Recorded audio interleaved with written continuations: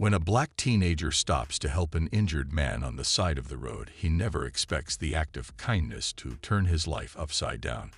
But what he doesn't realize is that the man he saved isn't just anyone. He has the power to change everything. This is a story about resilience, gratitude, and how one selfless act transformed a family's future forever. Before we dive into this inspiring journey, let us know where you're watching from, and if you believe in the power of kindness, don't forget to like and subscribe for more stories like this. The morning sun filtered through the cracked windshield of Jamal's beat-up car as he navigated the quiet suburban road. Dressed in a slightly faded grocery store uniform with his name stitched on the chest, Jamal gripped the steering wheel tightly, his mind already on the day ahead. His car, patched together relic of years gone by, rattled over the uneven asphalt, but he barely noticed. It was just another day. His shift started in 20 minutes, and being late wasn't an option up ahead. Something unusual broke the monotony. A sleek black sedan was lodged in a ditch, its front end buried in the earth. Jamal's foot instinctively eased off the gas. At first, he thought it was an abandoned car, but then he spotted movement. A man sprawled on the ground, his arm weakly raised as though reaching for help. Yo, Jamal called out, pulling his car to the side of the road and hopping out. You all right? He jogged closer, his sneakers crunching against the gravel. The man's response was faint, barely audible over the breeze. Jamal's chest tightened as he crouched beside him. The man, middle-aged and sharply dressed in a suit now smudged with dirt and blood, struggled to focus. His lips moved, but the words came in gasps. Help, hospital. Jamal didn't hesitate. Okay, I got you, he said, his voice steady even as his heart raced. Glancing at the car in the ditch, he quickly realized it wasn't going anywhere. He looked down at the man again, noting the blood trickling down his temple and the unnatural angle of his leg.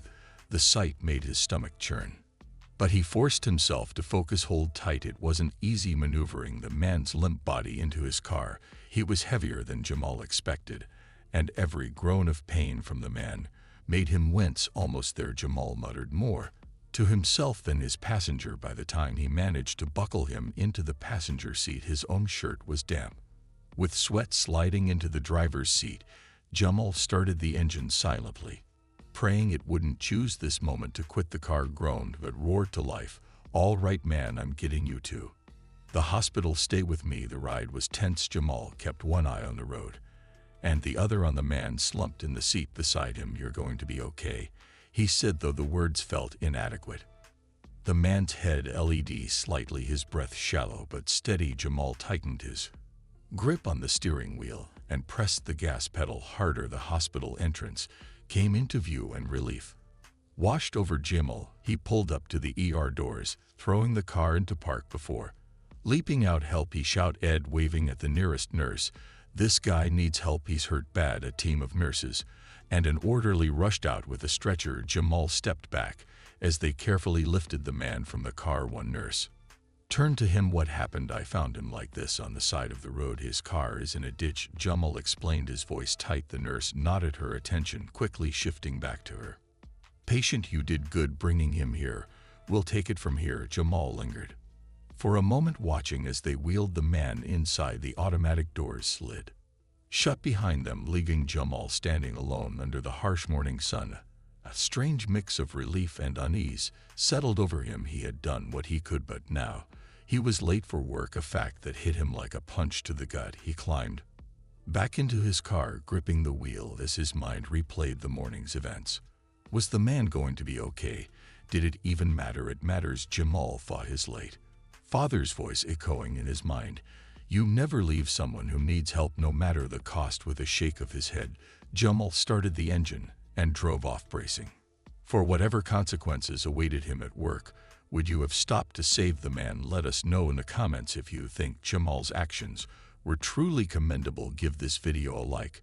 But what will happen to him at work after his selfless act? Stick around to find out. You won't want to miss this. The groan of Jamal's car engine quieted as he pulled into the parking lot of the grocery store. He glanced at the dashboard clock and winced. 25 minutes late. Jamal pushed the car door open, stepping out into the already busy lot. The familiar chatter of customers and clinking of shopping carts filled the air, but today it felt heavier. His stomach knotted as he jogged toward the empty employee entrance, trying to prepare his explanation as soon as he stepped inside. The fluorescent lights overhead seemed brighter than usual, almost accusatory. Miss Hanson, the store manager, was waiting near the clock in terminal, arms crossed over his crisp white shirt, his icy blue eyes locked onto Jamal. Like a laser. "You're late," Hanson said sharply, his voice cutting through the hum of the store. "I know, sir," Jamal began, still catching his breath. "But what I don't want to hear it," Hanson interrupted, his expression cold. "You're always trying to pull something, aren't you? Maybe you think just because you're young you can show up when you feel like it." "It's not like that, sir," Jamal protested, keeping his voice calm despite the heat rising in his chest. "I had to stop. There was this guy. His car was in a ditch. He was hurt bad. I had to get him to the hospital." Hanson's brow furrowed, his lips curling into a sneer. "And you expect me to believe that a man in a ditch?" He chuckled humorlessly, shaking his head. "Jamal, you're creative. I'll give you that, but excuses don't pay bills or keep the store running." "It's not an excuse." Jamal's voice cracked, the frustration spilling out despite his best efforts to stay composed. "I saved a man's life. He could have died out there." Hanson's face darkened, his tone dropping lower. "You saved a life. Let me tell you something, boy. The only life you need to work about is your own. You don't show up on time, you don't get to keep this job." Jamal froze at the word boy, his jaw tightening. He wanted to say something, anything, but the words caught in his throat. "You're fired," Hanson said, his voice final. "Pack up your locker and get out." Jamal stared at him, stunned. "You're really firing me for being late after what I just told you?" Hanson didn't flinch. "I don't care if you were rescuing the president. Late is late now. Get out." The words stung worse than Jamal expected, but he wasn't about to give Hanson the satisfaction of seeing him break without another word. Jamal turned and headed to the back room, his sneakers scuffing against the polished floor.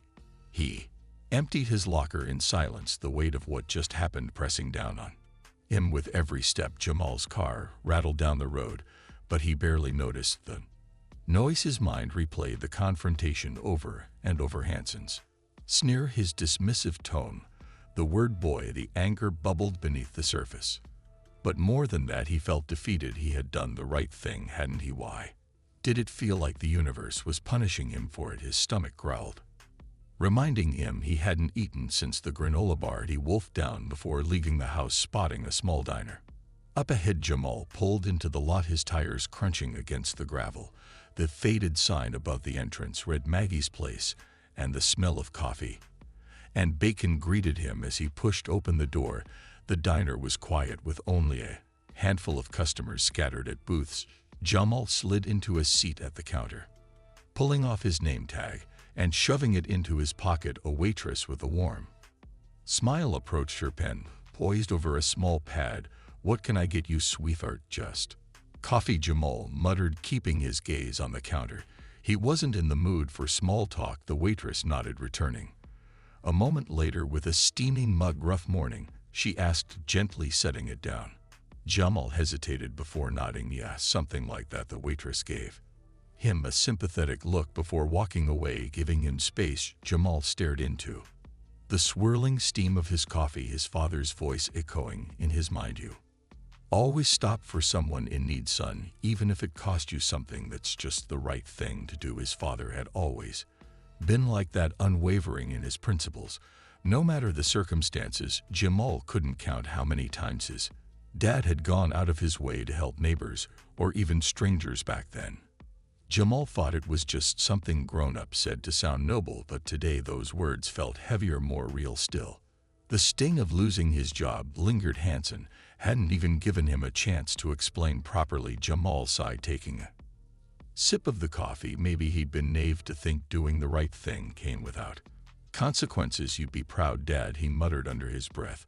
"But it still sucks." He left a few crumpled bills on the counter and headed back to his car. The hum of the engine filled the silence. As he drove home, his thoughts ping-ponging between pride and regret. By the time he pulled into the driveway, the dread had settled into his stomach like a rock. How was he going to tell his mom? Jamal stepped out of the car, casting a glance at the worn exterior of their house.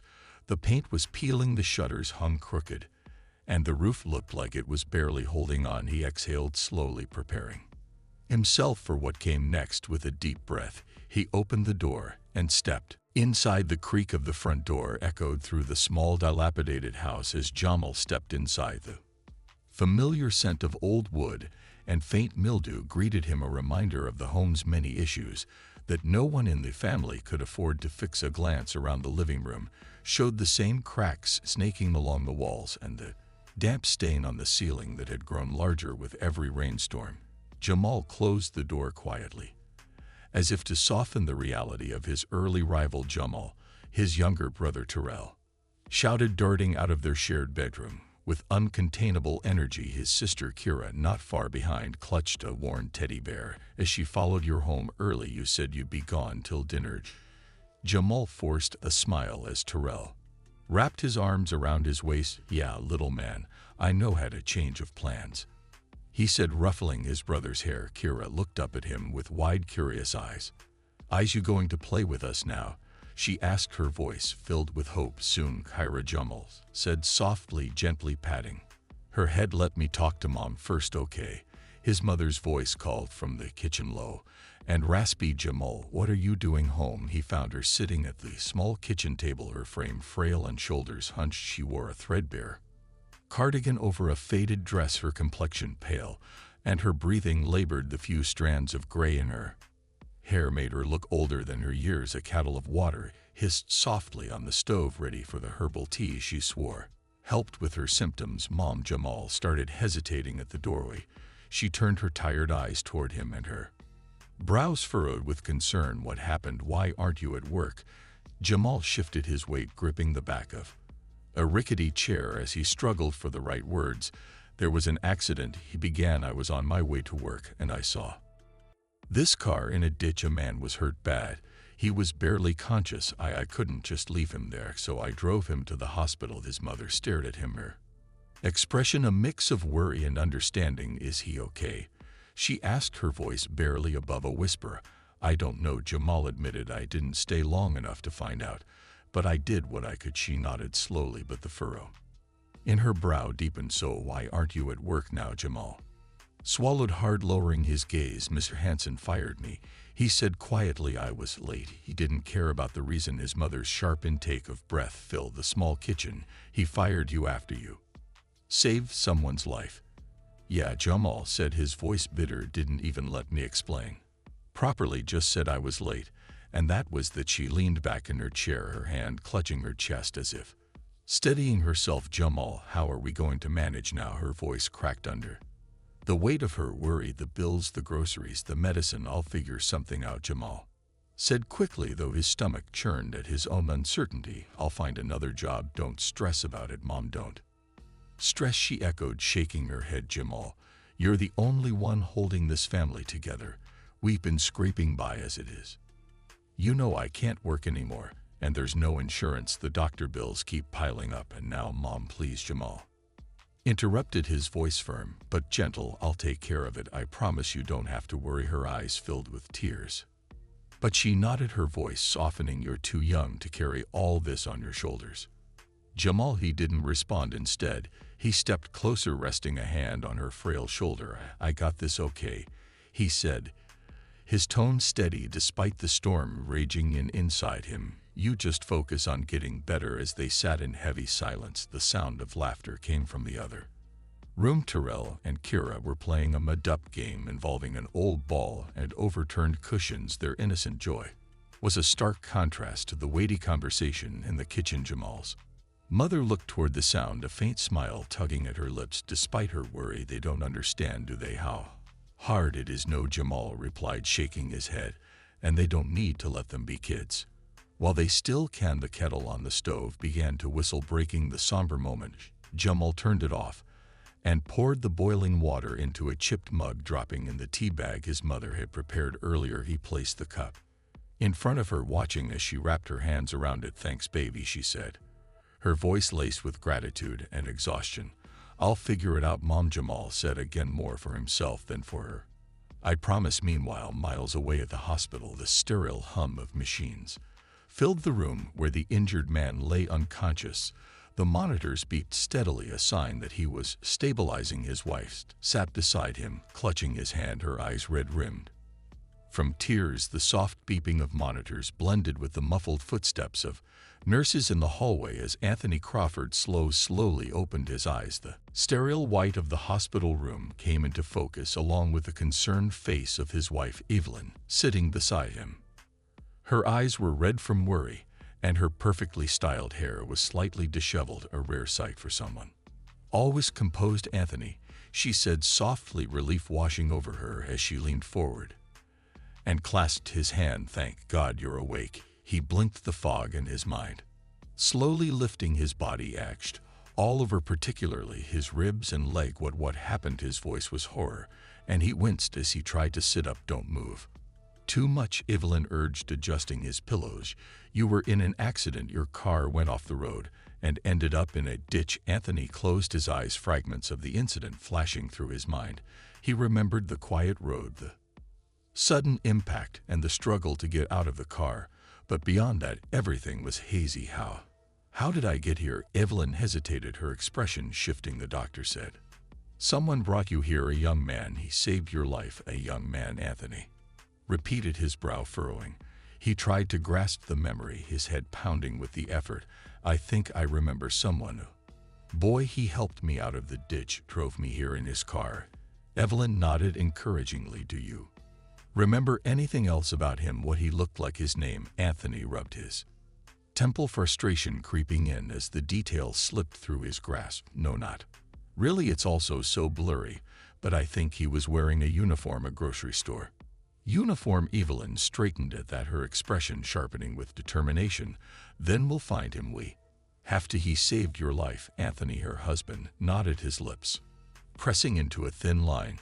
"Yes, we owe him that." The next morning, Evelyn wasted no time. She called the local police, explaining the situation and enlisting their help. "We're looking for a young man," she told the officer on the line. "He was driving an old car wearing a grocery store uniform and brought my husband to the hospital. We need to find him." The officer agreed to assist, though he warned it might take time to narrow down the possibilities. "We'll check local grocery stores and ask around," he said. "If he's an employee, someone should recognize him." True to their word, the police began the search. They visited every grocery store within a 10 meters radius of the accident site, speaking to managers and employees. "We're looking for a young man," they repeated at each location. "Mid-teens, probably wears a store uniform and drives an old car." At first, the search yielded no leads. Managers shrugged, employees shook their heads, and the trail seemed to grow colder by the day. But Evelyn refused to give up. "He's out there," she told Anthony during one of their conversations. "We'll find him." It was a week later when the breakthrough came. A police officer called Evelyn with an update. "We found someone who matches the description." Store manager from a nearby grocery store said one of his employees was late last week and mentioned helping someone. The manager fired him. But the description fits. Evelyn's heart sank at the mention of the boy being fired for saving someone's life, she said, incredulous. "Unfortunately, yes," the officer replied, "but the young man's name is Jamal. We were able to get his address." Evelyn shared the news with Anthony later that evening, her tone both relieved and outraged. "He lost his job because he helped you." Anthony shook his head, his expression darkening. "Then we'll make this right. He deserves more than just thanks." The next morning, the Crawfords, accompanied by a police cruiser, set out to meet Jamal. They rode in a sleek black SUV, its polished exterior gleaming under the sunlight. As they approached the address provided by the police, the sight of the house took them aback. The neighborhood was worn down with cracked sidewalks and overgrown lawns. Jamal's house stood out even here, its paint peeling and shutters hanging askew. The roof sagged in places, and the yard was cluttered with rusted tools and broken furniture. Evelyn's hand flew to her mouth. "People live like this," she murmured, her voice heavy with disbelief. Anthony didn't respond, his gaze fixed on the house. He felt a pang of guilt. This boy who had so little had stopped to save him. A stranger. Without hesitation, the screech of tires and the sudden wail of police sirens outside the house jolted everyone into a standstill. Terrell and Kira scrambled to the window, their wide eyes reflecting Fear and confusion. Their mother, seated at the kitchen table, froze mid-breath, her hand clutching the edge of the chair for support. "What's going on?" she whispered, her voice barely audible. Jamal, seated near the door, rose slowly, his heart pounding in his chest. He peered out the front window, spotting the police cruiser parked in front of their home, its lights casting red and blue flashes across the cracked walls behind it. A shiny black SUV gleamed under the midday sun. Terrell tugged at Jamal's sleeve. "What do they want? Did we do something wrong?" Jamal shook his head, swallowing hard to steady himself. "Stay here," he said firmly, glancing at his mother, whose face had gone pale. "I'll handle it." He stepped outside, the weight of countless stories about police encounters in his community pressing down on him. His stomach twisted with unease as he closed the door behind him and approached the officers standing by the cruiser. "Are you Jamal?" one of the officers asked, his tone neutral, but his presence commanding. "Yes," Jamal replied, cautiously, his hands at his sides. The officer glanced at his clipboard, then back at Jamal. "Last week, did you assist a man whose car was in a ditch?" Jamal blinked, his heart momentarily lifting. "Yeah." "Is he okay?" Before the officer could respond, the back door of the SUV opened, and a man stepped out, leaning heavily on a cane. Beside him was a woman dressed sharply, her warm smile contrasting with the tension in the air. The man nodded at Jamal, his expression a mixture of gratitude and resolve. "He's more than okay, thanks to you," the man said, his voice steady despite the faint limp in his step. Jamal's brow furrowed as he looked at them. The man's face was vaguely familiar, now that the bruises and cuts had started to fade. "You're the guy from the ditch." The man extended a hand. "Anthony Crawford," he said, "and this is my wife, Evelyn." Jamal hesitated, aided, then shook the offered hand. "I'm Jamal." Evelyn stepped forward, her expression full of warmth. "Jamal, we've been looking for you all week." Jamal shifted on his feet, his unease returning as his eyes darted back toward the flashing lights. "You didn't have to bring the police," he said, his voice low but steady. Evelyn's face softened. "I'm sorry, we only wanted to make sure we could find you. They're here to help, not to scare anyone." Jamal glanced at the officer, then back at the couple. "So why are you here?" Anthony straightened slightly, his grip tightening on his cane.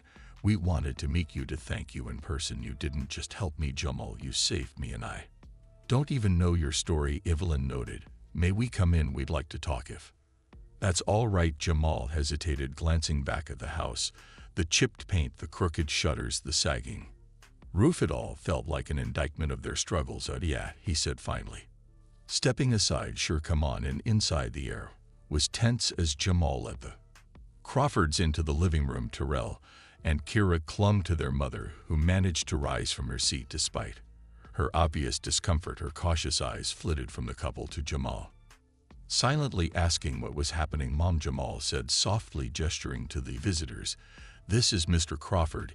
He's the guy I helped last week, and his wife, Mrs. Crawford." Anthony stepped forward, his voice gentle. "Ma'am, your son saved my life. If it weren't for him, I wouldn't be standing here today." Jamal's mother looked at Jamal, then back at Anthony. "You're the man he talked about?" she asked, her voice faint with disbelief. "You're okay now and healing, thanks to Jamal," Anthony said, his eyes swept across the room, taking in the worn furniture, the walls, and the faded rug barely covering the creaky floorboards. He exchanged a quick glance with Evelyn, whose smile faltered briefly. "This is my mom," Jamal said quickly, gesturing toward the frail woman. "And these are my siblings, Terrell and Kira." "Hello," Evelyn said warmly, crouching slightly to meet the kids' eyes. Terrell offered a shy wave while Kira clutched her teddy bear tighter. The family sat awkwardly as Evelyn perched on the edge of the couch and Anthony eased into a chair, his cane resting beside him. "Jamal," Anthony began, "we wanted to know more about you, about your family. What made you stop that day?" Jamal glanced at his mom, who gave him a small nod. He took a deep breath. "I was on my way to work. I saw your car in the ditch, and you were hurt. I couldn't just leave you there. My dad always said you help people when they need it, no matter what." Anthony nodded slowly, his admiration clear. "That's rare these days. Most people would have driven past." Anthony's jaw tightened, his eyes flickering between Jamal and his mother, whose face betrayed her silent worry. "You deserve better." he said firmly. Evelyn reached for Anthony's hand, her voice soft but resolute. "We want to help you, Jamal. All of you." Jamal stiffened, slightly unsure of what to say. His mom, sensing his unease, spoke up. "You've already done enough by coming here to thank him. That means a lot." "Is your dad around?" Anthony asked gently, his eyes scanning the room, as if expecting someone to emerge from the shadows. The question hung in the air, weighty and unspoken until now. Jamal's shoulders stiffened, and he glanced at his mother. Her expression softened, a flicker of pain crossing her face before she looked down at her lap. "He passed away when Jamal was 10, she said quietly. "I'm sorry to hear that," Evelyn said, her voice heavy with sympathy. "That must have been so difficult for all of you." "It was," Jamal replied, his voice steady but tinged with a quiet resolve. "He worked hard, did everything he could for us, but when he was gone, someone had to step up, and I guess that someone was me." Anthony's gaze lingered on the young man, impressed by his composure despite the weight of his words. "So you've been taking care of your family since you were a kid?" he asked. Jamal nodded, sitting a little straighter.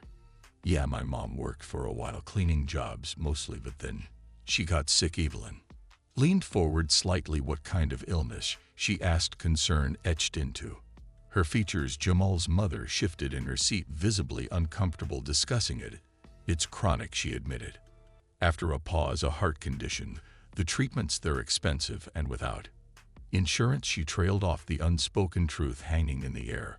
"We've been managing," Jamal said quickly, his tone defensive, as if trying to shield his mother from pity. "I work as much as I can to cover the basics, groceries, bills, whatever we need." "But what about school?" Evelyn pressed gently. "Shouldn't you be focusing on that too?" Jamal hesitated, his jaw tightening. "I had to drop out last year," he admitted. "There just wasn't enough time between work and taking care of things at home. Something had to give." Anthony exchanged a glance with Evelyn, their expressions a mix of admiration and heartbreak. "You gave up school to support your family?" Anthony asked, his voice low. Jamal shrugged, trying to downplay the gravity of his sacrifice.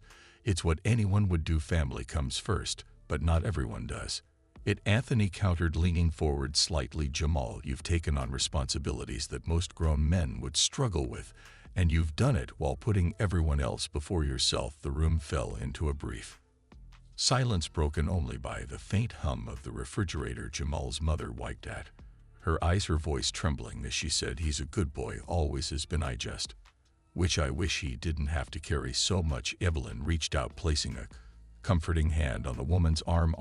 "You've raised an incredible son," she said softly, "but no one should have to do it all alone." Anthony straightened in his seat, his expression resolute. "You're right, Evelyn. No one should. That's why we're here." "What do you mean?" Jamal asked, his brows furrowing.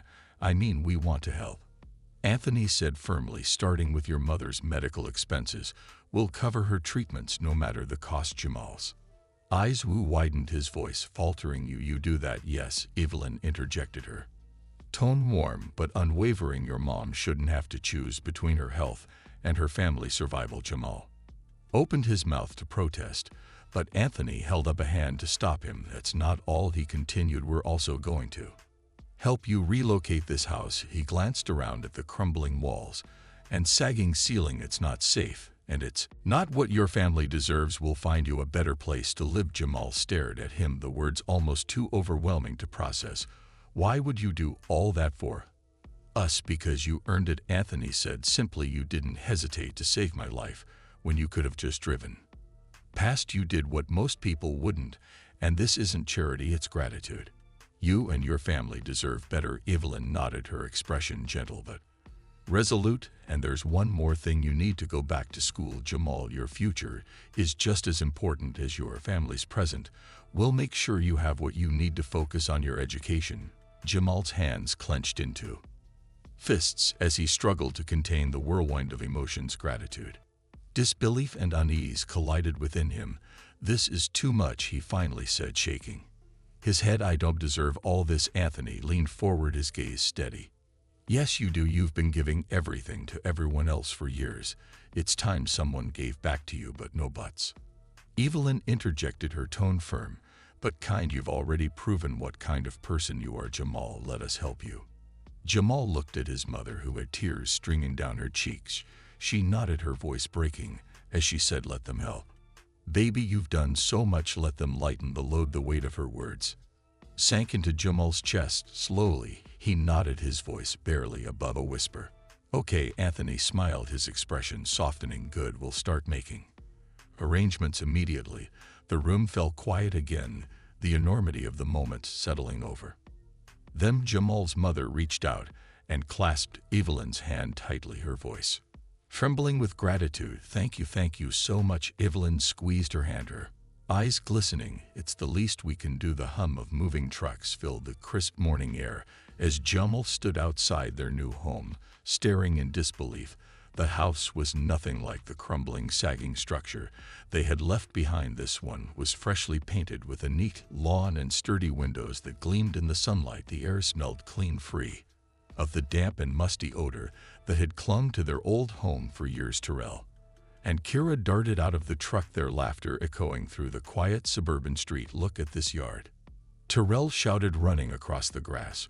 "We can actually play soccer here." Kira followed, clutching her teddy bear as she twirled in circles. "Jamal, it's so big," she cried, her voice full of wonder. Jamal smiled despite the lump forming in his throat. He glanced at his mother, who stood beside him, leaning slightly on her cane for support. Her cheeks were wet with silent tears, her hand gripping his arm tightly. "It's beautiful," she whispered. "I never thought we'd live somewhere like this." Anthony Crawford approached them, his wife Evelyn by his side. "What do you think?" Anthony asked, his tone casual, but his expression hopeful. "It's more than we ever imagined," Jamal's mother said, her voice trembling. "Thank you, Mr. Crawford." "Thank you both." Evelyn stepped forward, placing a gentle hand on her shoulder. "You deserve this," she said warmly. "All of you." The moving crew began unloading furniture, and the Crawfords insisted on staying to help the family settle in. By midday, the house was coming to life. Boxes were unpacked, furniture arranged, and the sounds of laughter and movement filled every corner. Jamal wandered into what would be his room, a space all his own for the first time in his life. The walls were painted a soft blue, and a sturdy desk sat by the window. A new backpack rested on the chair, filled with notebooks and supplies for his return to school. Evelyn appeared in the doorway, smiling as she saw him run his hand over the desk. "How does it feel?" she asked. Jamal turned to her, his voice quiet. "It feels like a dream." She stepped inside, her gaze soft. "You've worked so hard, Jamal. You deserve this, and school. That's your new focus now, Anthony. And I have taken care of your tuition, your supplies, everything you need." Jamal hesitated, still wrestling with the weight of their generosity. "I'll make it count," he said firmly. "I promise." The next week, the family's transformation continued. Jamal's mother began her medical treatments, which Anthony had ensured were handled by the best specialists in the city. The once exhausted woman began regaining some of her strength, and though the road ahead was long, the glimmer of hope in her eyes was unmistakable. At home, Terrell and Kira flourished in their new surroundings. Terrell often dragged Jamal outside to play soccer in the yard, while Kira delighted in the freedom to ride her bike safely down the neighborhood streets. Their laughter filled the house, lifting the weight that had burdened the family for so long. One evening, as the family gathered for dinner at the large polished table in their new kitchen, Jamal's mother clasped her hands together. "Let's take a moment," she said, her voice filled with emotion, "to thank God for these blessings and to thank the Crawfords for everything they've done." Jamal bowed his head, but his mind was buzzing with a mix of gratitude and determination. He wasn't just thankful, he was resolute. This second chance wasn't something he would waste. Returning to school was both exhilarating and intimidating. On his first day back, Jamal stood outside the gates of Greenfield High, gripping the straps of his new backpack. It felt strange to be here again, to walk among his peers after a year away. But he reminded himself why he was doing this. Not just for himself, but for his family. Inside the familiar rhythm of the school, they slowly fell into place. Jamal sat through his classes with a new sense of purpose, jotting down notes with precision and asking questions when he didn't understand. His teachers, surprised by his sudden return, were impressed by his focus and dedication. That afternoon, as Jamal worked on a math problem at his desk, a classmate leaned over. "Hey, Jamal," he whispered, "you're really going for it." Hot, he glanced up and nodded. Yeah, I've got a lot to make up for, she smiled, her tone light but encouraging. Well, keep it up. You'll catch up and no time. Back at home, Anthony and Evelyn continued to stay involved, frequently checking in on the family. One evening, Anthony arrived with a bag of books and placed it on Jamal's desk. Thought these might help, he said. They're study guides for your classes. If you need help, let me know. Jamal looked through the books, his chest tightening with gratitude. Thanks, Mr. Crawford. I'll use them. I know you will, Anthony said with a smile. You're going to do great things, Jamal. I can already see it. The weeks passed, and the family began to adjust to their new life. Jamal's mother grew stronger with each treatment, often taking small walks around the neighborhood. Terrell and Kira thrived, their laughter now a constant backdrop in the house. One evening, as the family sat together on the porch, Jamal turned to his mother. You doing okay, Mom? He asked softly. She smiled at him, her face illuminated by the golden light of the setting sun. I'm better than I've been in years, thanks to you and thanks to them. Jamal nodded, the weight of her words settling into his chest. I'll keep working hard, he said. I'll make this second chance count. She reached over and squeezed his hand. You already are, baby, you already are. Over the next few months, Jamal's teachers began noticing his unwavering focus and determination in math class. He raised his hand to solve equations that had stumped his peers in English. His essays reflected a depth of thought that caught his teacher's attention. By the end of his first semester back, Jamal had become a standout student. One afternoon, as Jamal packed his books, his guidance counselor, Mr. Lopez, called him into the office. Jamal, he began, glancing over it. Stack of papers. Your progress has been remarkable. You've gone from being out of school to earning some of the best grades in your class. Jamal smiled humbly. Thank you, Mr. Lopez. I've had a lot of help. Lopez nodded. I hear you're thinking about college. I am, Jamal admitted, though the thought still felt like a distant dream. I want to make something of myself for my family. Well, you're on track for that, Lopez said, sliding a glossy brochure across the desk. This is for Washington University. It's prestigious, but I think you've got what it takes. Jamal stared at the brochure, the weight of the opportunity settling in. I'll do my best, he promised. Throughout Jamal's high school journey, Anthony Crawford remained a steady presence. He would visit regularly, bringing Jamal books, discussing his goals, and offering advice from his own experiences. Over time, their relationship evolved from one of gratitude to genuine mentorship. You know, Jamal, Anthony said during one of their conversations, hard work beats talent when talent doesn't work hard, and you've got both, but the real key is discipline. Jamal nodded, committing those words to memory. He carried them with him through every exam, every late-night study session, and every challenge that came his way. When the acceptance letter from Washington University arrived, Jamal felt